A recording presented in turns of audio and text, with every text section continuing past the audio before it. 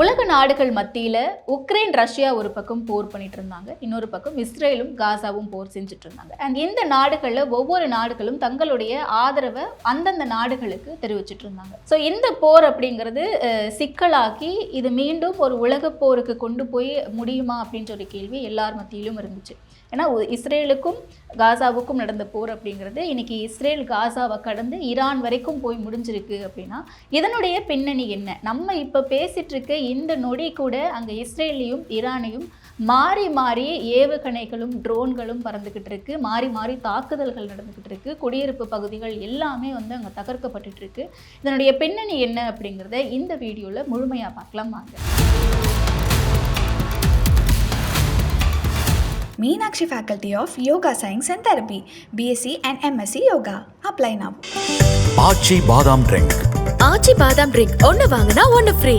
உக்ரைனுக்கும் ரஷ்யாவுக்கும் என்ன போர் நடந்துச்சு அப்படிங்கிறத நம்ம கொஞ்ச நாளைக்கு முன்னாடி பார்த்தோம். இது பல ஆண்டுகளாகவே நடந்துட்டு இருக்கு. கடந்த சில ஆண்டுகள் மட்டும் இல்லாமல் ரொம்ப நாளாகவே இந்த பார்டர் அப்படிங்கிறது யாருக்கு சொந்தம் அப்படின்ற ஒரு வார் அப்படிங்கிறது தொடர்ந்து நடந்துகிட்டு இருக்கு. இந்த நிலப்பகுதி எங்களுடையது, இந்த ஒரு நாட்டை நாங்கள் கைப்பற்றணும் அப்படின்னு சொல்லிட்டு மேலாதிக்கம் பிடித்த நாடுகள் இந்த மாதிரியான சூழல்களில் செய்துக்கிட்டு இருக்காங்க அப்படின்ட்டும் பல்வேறு தரப்புகளில் நம்மளால தகவல்களாக சேகரிக்க முடியுது. அந்த வகையில் பார்த்தீங்கன்னா இஸ்ரேலும் அப்படிதான் பாலஸ்தீனம் முழுமையாக கைப்பற்றணும் அப்படின்னு சொல்லிட்டு பல ஆண்டுகள், அதாவது பல தசாப்தங்களாக முயற்சி பண்ணிட்டு இருக்காங்க. அதனுடைய பல பகுதிகளை அவங்க கையும் பற்றிட்டாங்க. பட் இந்த முறை ஹமாஸ் அமைப்பினர் காசாவிலிருந்து போய் இஸ்ரேலை தாக்குனாங்க. அண்ட் அதனை தொடர்ந்து இஸ்ரேல் இந்த அமைப்பையே அழிச்சாகணும், காசாவையே அழிச்சு முழுமையாக கைப்பற்றணும் அப்படின்ற நோக்கில் தான் கடந்த சில ஆண்டுகளாக தொடர்ந்து காசா மேலேயும் ஹமாஸ் அமைப்பு மேலேயும் போர் அப்படிங்கிறது நடத்திக்கிட்டு இருந்தாங்க. 60,000க்கும் மேற்பட்ட பொதுமக்கள், குழந்தைகள், பெண்கள், முதியவர்கள், ஏன் ஆர்மியில் இருக்க சோல்ஜர்ஸ், முக்கிய அதிகாரிகள் அப்படின்ட்டு பல்வேறு தரப்பினரும் காசாவில் கொன்று குவிக்கப்பட்டிருக்காங்க இஸ்ரேல்னால. ஸோ இந்த ஒரு போர் அப்படிங்கிறது இஸ்ரேலினுடைய பார்வை அப்படிங்கிறது இன்னைக்கு ஈரான் பக்கம் திரும்பி இருக்கு. என்ன காரணம் அப்படின்னு பார்த்தீங்கன்னா, இஸ்ரேலுக்கும் காசாவுக்கும் போர் நடந்துகிட்டு இருக்க அந்த சூழல்ல இஸ்ரேலுக்கு ஆதரவாக ஒரு சில நாடுகளும் காசாவுக்கு ஆதரவாக ஒரு சில நாடுகளும் இருந்தாங்க. ஆனால் காசாவுக்கு ஆதரவாக இருந்த நாடுகளில் ஈரானும் ஒன்று. காசாவுக்கு ஈரான் ஆதரவாக மட்டும்தான் இருந்தாங்களா அப்படின்னு பார்த்தா ஆதரவு சப்போர்ட் சிஸ்டம் அப்படிங்கிறத தாண்டி அவங்களுக்கு இந்த ஹமாஸ் மாதிரியான பல்வேறு அமைப்புகள் நடத்துறதுக்கு பல்வேறு கட்டங்களில் உதவி செய்திருக்காங்க ஈரான் அப்படின்ற ஒரு விஷயமும் சொல்லப்படுது. ஸோ ஹமாஸ் அமைப்பினர் இஸ்ரேலில் போய் தாக்குனதுனால கோபமடைந்த இஸ்ரேல் என்ன பண்ணாங்க, காசாவை ஒட்டுமொத்தமாக அழிச்சாங்க. அங்கே இருக்கக்கூடிய அமைப்புகளையும் அழிச்சாங்க. அண்ட் அங்கே இருக்க மக்களுடைய அழுக்குரல் இன்னைக்கு வரைக்குமே நமக்குள்ளே கேட்டுட்டு இருக்கு. அவங்களுக்கு ப்ராப்பராக ஃபுட்டு போகிறது கிடையாது, ஃபுட்டு இல்லாமல் குழந்தைங்கள் எல்லாமே வாடிக்கிட்டு இருக்கிறதா இருக்கட்டும். ஒரு நாளைக்கு இத்தனை கண்டெய்னர் ஃபுட்டு தான் உள்ளே போகணும் அப்படிங்கிறத இஸ்ரேல் கண்ட்ரோல் பண்ணிக்கிட்டு இருக்காங்க. இப்படிப்பட்ட சூழலில் தான் காசாவை நம்மளுடைய கண்ட்ரோலுக்கு எடுத்துட்டோம். ஆனால் காசாவுக்கு இவ்வளோ நாள் சப்போர்ட் சிஸ்டமாக ஒரு பேக்கிங் பவராக இருந்த ஈரானை நம்ம எப்படியாச்சும் தடுக்கணும், ஈரானை நம்ம எப்படியாச்சும் நம்மளுடைய பலத்தை காட்டணும் அப்படின்றதுக்காக இஸ்ரேல் இந்த ஒரு மூவ் எடுத்திருக்காங்க அப்படின்னு சொல்லப்படுது. குறிப்பாக இஸ்ரேலினுடைய அதிபர் நெத்தன்யாகு சொல்லும்போது என்ன சொல்றாரு அப்படின்னா, ஈரான் மேலே ஒரு தாக்குதல் நடத்துறாங்க. இந்த தாக்குதலுக்கு பிறகு பேசக்கூடிய இஸ்ரேலினுடைய அதிபர் என்ன சொல்றாரு, ஈரான் அணு ஆயுதங்களை தயார் பண்ணிட்டு இருக்காங்க, அது எப்படியும் முழுமை அடைஞ்சிட்டா இஸ்ரேல் அப்படின்ற ஒரு நாடினுடைய எக்ஸிஸ்டன்ஸே இல்லாமல் போயிடணும் அப்படின்ற நோக்கத்துக்காக ஈரான் இந்த அணு ஆயுதத்தை தயாரிக்கிறாங்க. தயாரித்து எப்படி இருந்தாலும் இஸ்ரேல் மேலே தாக்குவாங்க, அதனால முன்னெச்சரிக்கை நடவடிக்கையாக எங்களை நாங்கள் தற்காத்து கொள்றதுக்காக இப்படியான ஒரு விஷயத்தை பண்ணோம் அப்படின்னு சொல்கிறாங்க. ஏற்கனவே இஸ்ரேலுக்கும் காசாவுக்கும் போர் அப்படின்ற சூழல் இருக்கும்போது ஈரான் மீது பல தாக்குதல்கள் நடத்தப்பட்டது. அது சின்ன சின்ன தாக்குதல்களாக இருந்ததுனால பெருமளவில் ஈரான் அது பெருசாக கண்டுகொள்ளல. அண்ட் அவங்களுடைய சப்போர்ட் சிஸ்டம் மட்டும் கொடுத்துட்டு இருந்தாங்க. பட் இப்போ இந்த ஒரு சூழலில் இஸ்ரேல் ஈரான் மேலே மிகப்பெரிய அளவுக்கு தாக்குதல் நடத்தியிருக்காங்க. இந்த தாக்குதல் அப்படிங்கிறது எங்கே போய் முடியுது அப்படின்னு பார்த்தீங்கன்னா, ஈரானில் இருக்கக்கூடிய யுரேனியம் செறிவூட்டும் ஆலை மேலே இவங்க தாக்குதல் நடத்தியிருக்காங்க இஸ்ரேல். ஸோ இது எதனுடைய கட்டுப்பாட்டில், இதனுடைய மேற்பார்வையில் வருது அப்படின்னு பார்த்தீங்கன்னா, உலகளாவிய அணுசக்தி கண்காணிப்பு அமைப்பான சர்வதேச அணுசக்தி முகமையினுடைய மேற்பார்வையில் தான் இந்த யுரேனியம் அணு உளம் அப்படிங்கிறது இருக்கு. ஸோ ஈரானுடைய இந்த அணு உலத்து மேலே இவங்க தாக்குதல் நடத்தினாங்க. இல்லை அதை சுற்றி இருக்கக்கூடிய அந்த பகுதிகளில் தாக்குதல் நடத்தினதுனால அந்த இடத்துல மிகப்பெரிய ஒரு சலசலப்பு ஏற்பட்டிருக்கு. ஒருவேளை இவங்க உண்மையாகவே அந்த அணு உலை பக்கத்துலேயோ இல்லை அது மேலேயோ கரெக்டாக அந்த பாயிண்ட்டை டச் பண்ணி தாக்கியிருந்தாங்க அப்படின்னா இந்நேரத்துக்கு ஒரு மிகப்பெரிய கதிர்வீச்சு ஏற்பட்டிருக்கும். அந்த கதிர்வீச்சு அப்படிங்கிறது ஈரானை மட்டும் இல்லாமல் அதனை சுற்றி இருக்கக்கூடிய பல்வேறு நாடுகளுக்கும் பரவி இருக்கிறதுக்கான வாய்ப்புகள் இருக்குது அப்படின்னு சொல்லியிருக்காங்க. நம்ம எல்லாருக்குமே ஹிரோஷிமா நாகசாகி தெரியும். அதுவும் அப்படிதான் ஒரு நியூக்ளியர் பிளான்ட். அண்ட் செர்னோபிலும் நம்ம பார்த்துருப்போம். ஸோ இந்த மாதிரியான நியூக்ளியர் பிளான்ட் அப்படிங்கிறது எவ்வளோ பெரிய ஒரு கொடூரமான விஷயம் அப்படிங்கிறது தெரியும். அதனால தான் இன்னைக்கு வரைக்குமே அணு ஆயுதங்கள் பயன்படுத்தக்கூடிய நாடுகள், பயன்படுத்தக்கூடியன்னு சொல்றதை விட யாரும் இன்னும் பயன்படுத்தல. அது பயன்படுத்தினா மிகப்பெரிய ஆபத்துக்கள் வரும். அணு ஆயுதங்களை தயாரிக்கக்கூடிய நாடுகளா இருக்கட்டும், இல்லை அணு ஆயுதங்களை சொந்தமா வச்சிருக்கக்கூடிய பேக்கப்புக்கு சேஃப்டி ப்ரிகாஷன்ஸ்க்காக வச்சிருக்கக்கூடிய நாடுகள் எல்லாமே மிகப்பெரிய நாடுகளா பார்க்கப்படுது. அண்ட் இவங்க வல்லரசு நாடுகள்லையும் இருப்பாங்க.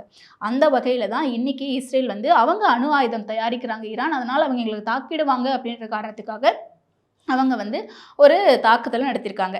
இஸ்ரேலினுடைய இந்த தாக்குதலை பொறுக்க முடியாமல் ஈரான் வந்து மீண்டும் இஸ்ரேல் மேலே ஒரு மிகப்பெரிய தாக்குதலை நடத்துகிறாங்க. மிசைல்ஸ் மாறி மாறி பறந்துட்டு இருக்கு, ஏவுகணைகள் மாறி மாறி தாக்கப்பட்டுட்டு இருக்கு, ட்ரோன்ஸ் மாறி மாறி பறந்துட்டு இருக்கு. ஸோ இந்த 2 நாடுகளுக்கும் மேலேயும் பார்த்தீங்கன்னா எந்த ஒரு விமான சேவைகளும் பறக்கப்படவில்லை, எல்லாமே ரத்து செய்யப்பட்டிருக்கு. இது மட்டும் இல்லாமல் உலக நாடுகள் மத்தியில் இது என்ன மாதிரியான ஒரு இம்பாக்ட் கிரியேட் பண்ணியிருக்கு அப்படின்னு பார்த்தோம்னா, ஈரானில் இந்த தாக்குதலில் 200+ இறந்திருப்பாங்க அப்படின்ற தகவல் சொல்லப்படுது. அஃபிஷியலாக இன்னும் எதுவும் வெளியாகல. அதே மாதிரி இந்த பக்கம் இஸ்ரேலையும் 100கணக்கானோர் இறந்திருப்பாங்க அப்படின்ற தகவலும் வெளியாகுது. ஈரான்ல இருந்து 200 பேர்ல வந்து பார்த்தீங்கன்னா அணு விஞ்ஞானிகளும் இருக்காங்க. அண்ட் முக்கிய போர் தளபதிகளும் அங்கே இருக்காங்க. சோல்ஜர்ஸும் இருந்திருக்காங்க. சோல்ஜர்ஸ் இல்லாமல் முக்கிய தளபதிகளும் இருந்திருக்காங்க அப்படின்ற தகவல்களும் வெளியாகுது. அண்ட் அது மட்டும் இல்லாமல் அமெரிக்காவுக்கு இந்த தாக்குதல் நடத்த போறாங்க இஸ்ரேல் அப்படிங்கிறது முன்னாடியே தெரியும் அப்படின்ற குற்றச்சாட்டை ஈரான் வந்து அமெரிக்கா மேலே வைக்கிறாங்க. ஸோ இப்படியான ஒரு சூழல் இருக்கும்போது அமெரிக்காவுக்கு தெரிஞ்சும் அமெரிக்கா ஏன் இன்னும் எதுவும் பண்ணலை அப்படின்னு பார்த்தீங்கன்னா, ஆரம்ப காலகட்டத்திலிருந்தே இஸ்ரேல் மீது அமெரிக்காவுக்கு ஒரு மிகப்பெரிய நட்புணர்வும் ஒரு ஆதரவும் இருந்துகிட்டு இருக்கு. ட்ரம்ப் அவர்களும் சரி, இல்லை இஸ்ரேல் அதிபர் நெத்தன்யாகுவும் சரி, இவங்க 2 பேருமே நீண்ட கால நண்பர்கள்னு சொல்லப்படுது. அப்படிப்பட்ட சூழலில் அமெரிக்கா வந்து இஸ்ரேலுக்கு ஆதரவாக தான் என்னைக்குமே நிற்கும். அவங்களுடைய நிலைப்பாட்டின் அடிப்படையில் வந்து பார்க்கும்போது அவங்க இஸ்ரேலுக்கு ஆதரவு தெரிவிக்கிறாங்க அப்படின்னும் போது ஈரானுடைய அந்த அணுசக்தி ஒப்பந்தம் கூட பேச்சுவார்த்தை நடத்தினது கூட ஃபெயிலியரில் தான் முடிஞ்சுது அப்படின்ற தகவல்களையும் அந்த நாட்டினுடைய வெளியுறவு அமைச்சர் வந்து சொல்கிறாரு. ஸோ இப்படியான ஒரு சூழலுக்கு மத்தியில் தான் வந்து பார்த்தீங்கன்னா ஈரான் வந்து திரும்பவும் தாக்குதல் நடத்துகிறாங்க. மறு தாக்குதல் நடத்திட்டு இருக்கும்போது தான் ஈரான் என்ன பண்ணுறாங்க, இஸ்ரேலில் இருக்கக்கூடிய முக்கியமான நகரங்களான டெல் அவிவ் மற்றும் ஹைஃபா உள்ளிட்ட இடங்களில் வந்து தாக்குதல் நடத்துகிறாங்க. இங்கே தான் வந்து அவங்களுடைய நிறைய மிலிட்ரி ஸ்ட்ரக்சர்ஸ்லாம் வச்சுருக்காங்க அப்படின்னு சொல்லப்படுது. அஃபிஷியலாக தெரியல. அதே மாதிரி ஈரானினுடைய தலைநகரான டெஹ்ரானில் இந்த தாக்குதல் அப்படிங்கிறது நடந்திருக்கு. இந்த நேரத்தில் தான் இஸ்ரேல் வந்து ஈரான் மக்களுக்கு ஒரு முக்கிய அறிவிப்பு வெளியிட்டிருக்காங்க.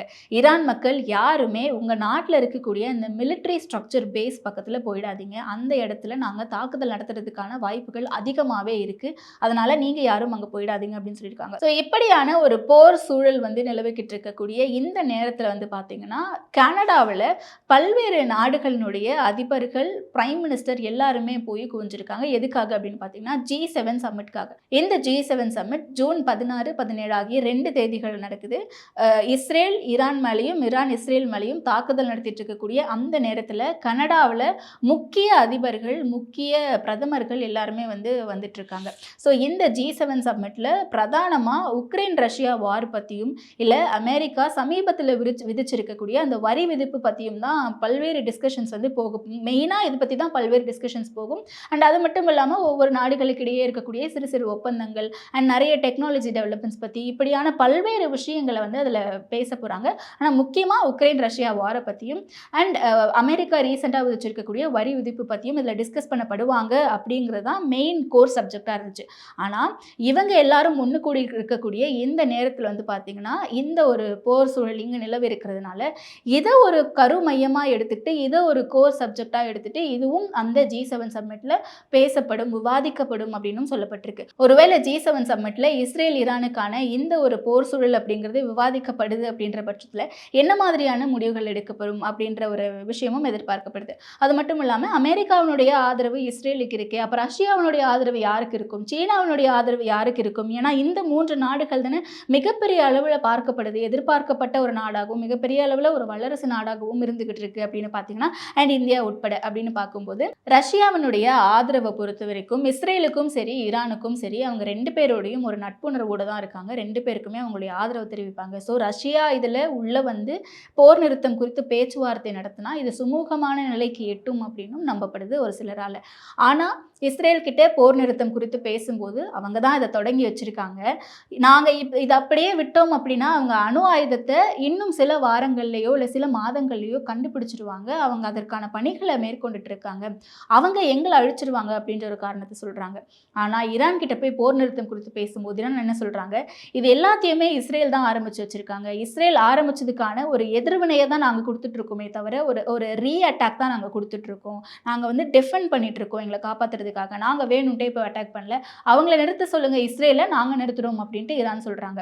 ஸோ இதில் ரஷ்ய அதிபர் உள்ளே வந்தால் இந்த போர் முடிஞ்சிருமா அப்படின்ற ஒரு கேள்வியும் இருக்குது. அண்ட் அதே மாதிரி சீனாவும் ஈரானுக்கு ஆதரவாகவும் இருக்காங்க. இந்த விஷயத்தில் அவங்க எந்த நிலைப்பாடும் எடுக்கவில்லை இது வரைக்கும் அப்படின்னா. ஆனால் இயல்பாகவே பார்த்தீங்கன்னா சீனாவினுடைய ஆதரவு ஈரானுக்கு இருந்துகிட்டு இருக்கு. ஸோ இந்த விஷயம் எல்லாமே வந்து என்ன மாதிரியான ஒரு விளைவுகளை ஏற்படுத்தும் அப்படின்னு பார்த்தீங்கன்னா, ஈரான் அப்படிங்கிறதா இருக்கட்டும், இல்லை வந்து மிடில் ஈஸ்ட் கண்ட்ரியில் இருக்கக்கூடிய இந்த நாடுகள் கிட்ட இருந்து தான் எண்ணெய் அப்படிங்கிறது வந்து பெருமளவில் நமக்கு கிடைச்சிட்டு இருக்கு. அதுவும் ஈரானுக்கு இதில் பெருமளவு பங்கு இருக்கு. இந்தியாவை பொறுத்த வரைக்கும் எண்ணெய் அப்படிங்கிறது எவ்வளோ பெரிய ஒரு விஷயம் நம்ம எல்லாருக்குமே தெரியும். அந்த வகையில் எண்ணெயை வந்து அதான் கச்சா எண்ணெய், க்ரூட் ஆயில், இதை தான் வந்து அவங்க நமக்கு கொடுக்குறாங்க அப்படின்போது அங்கே ஒரு போர் பதற்றம் நிலவுது அப்படின்னா அங்கே ஆட்டோமேட்டிக்காக எண்ணெயினுடைய விலை வந்து அதிகமாகும். எண்ணெயினுடைய விலை இங்கே அதிகமாகி இங்கே வரும்போது க்ரூட் ஆயிலிருந்து தான் நமக்கு பெட்ரோல், டீசல் இந்த மாதிரியான எல்லா விஷயமும் கிடைக்குது. அப்போ பெட்ரோல் டீசலினுடைய விலை உயரத்துக்கான வாய்ப்புகள் இருக்குது. பெட்ரோல் டீசல் விலை உயர்ந்துச்சு அப்படின்னா இங்கே இருக்கக்கூடிய அத்தியாவசிய பொருட்களாக இருக்கட்டும், இல்லை நம்ம ட்ராவல் பண்ணுற ஓலா யூபராக இருக்கட்டும், இது எல்லாமே விலைவாசி உயரத்துக்கான வாய்ப்புகளும் இருக்குது. ஸோ இப்படியே போய்கிட்டு இருந்தால் இந்த நிலை எதில் போய் முடியும் அப்படிங்கிறது தான் எல்லாருடைய எதிர்பார்ப்பாகவும் இருக்குது. இஸ்ரேல் ஒரு பக்கம் இன்னும் எங்களுடைய இலக்கை நாங்கள் எட்டவே கிடையாது, ஈரானை வந்து முழுக்க முழுக்க அந்த அணு ஆயுதம் தயாரிக்க விடாமல் தடுத்து அந்த அணு ஆயுத கூடங்களை அடிக்கிற வரைக்கும் எங்களுடைய டார்கெட் வந்து முடியாது அப்படின்னு சொல்கிறதா இருக்கட்டும், இல்லை இஸ்ரேலை நிறுத்த சொல்லுங்கள் நாங்கள் நிறுத்துகிறோம் அப்படின்னு சொல்லிட்டு ஈரான் சொல்கிறதா இருக்கட்டும், எங்கே கொண்டு போய் முடிய போகுது அப்படிங்கிறத பொறுத்திருந்து தான் பார்க்கணும். Meenakshi Faculty of Yoga Science and Therapy, BSc and MSc Yoga. Apply now. ஆச்சி பாதாம் ட்ரிங்க். ஆச்சி பாதாம் ட்ரிங்க் ஒன்னு வாங்கினா ஒன்னு ஃப்ரீ.